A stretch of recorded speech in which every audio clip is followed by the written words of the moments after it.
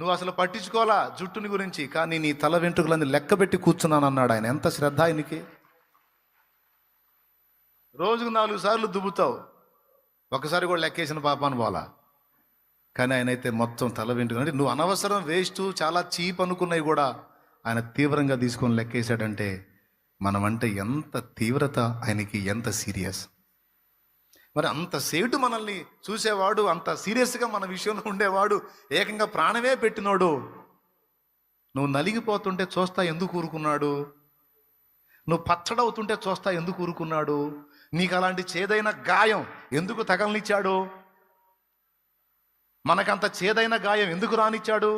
ఒక్కటే సమాధానం, అవసరం. అవసరం, అవసరాన్ని బట్టే రానిచ్చాడు. దాని అవసరం తీరిన తర్వాత ఉంచమన్నా ఉంచడు.